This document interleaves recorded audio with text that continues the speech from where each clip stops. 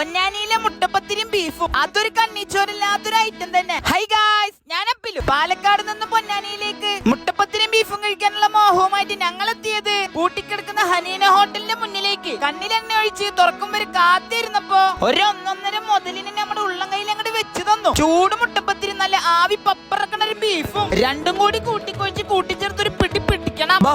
ബഹുത്ത് കേമം തന്നെ പറയണം. കഴിച്ച ഓരോരുത്തർക്കും ഒരുപോലെ ഒരുപാട് ഇഷ്ടപ്പെടുന്ന ഒരു 1.5 ഐറ്റം. തൊട്ട് ബാഗിൽ നല്ല വിശാലമായ ഒരു കുളവും അന്തരീക്ഷവും കൂടി ആയപ്പോ കഴിച്ചുകൊണ്ടിരിക്കുന്ന പ്ലേറ്റിന്റെ എണ്ണവും കൂടിക്കൊണ്ടിരുന്നു. എന്തായാലും ഒരിക്കലെങ്കിലും ട്രൈ ചെയ്യണമെന്നാണ് പള്ളമർത്തി പിടിച്ചിരിക്കുന്നവരൊക്കെ പറഞ്ഞത്. വാങ്ങിക്കുന്ന ഫുഡ് ഉള്ളിലിരുന്ന് കഴിക്കാണ്ട് പുറത്തിരുന്ന് കഴിക്കാനും കൂടി നോക്കണം, എന്നാലാണ് അതിന്റെ ആ ഒരു ഇത് കിട്ടുള്ളൂ. അതും കഴിഞ്ഞ് നമ്മൾ നേരെ പോയത് മഹാനായ ഹംസാപുളിന്റെ അടുത്തേക്ക്. കുളി തന്നെ ഇല്ലാത്ത ഞങ്ങൾക്ക് ഹംസാപുളി ഒരു കുളം കാണിച്ചു തന്നു. കൂടെ ചെക്കന്റെ കിടിലും ചാട്ടങ്ങളും ഉണ്ടായിരുന്നു. റോഡരികിനോട് ചേർന്നൊരു കുളവും കൂടി ആയപ്പോ നാണോമാനം ഇല്ലാത്ത ഞങ്ങളും ചാടി.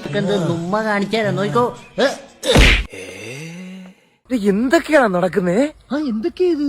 എന്തൊക്കെയാ എന്താ പറ, എനിക്കറിയില്ല.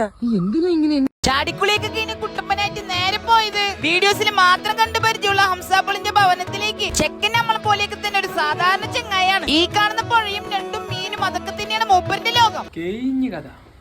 എല്ലാം കഴിഞ്ഞ് നമ്മൾ പോയത് ഒരു അധോലോകത്തേക്കാണ്. ഈ അധോലോകത്തിനെ കുറിച്ച് ഇങ്ങനെ പറഞ്ഞാലൊന്നും ശരിയാവൂല. അതിനെ കുറിച്ചൊരു വീഡിയോ വേറെ തന്നെ വരും. അപ്പസലാം.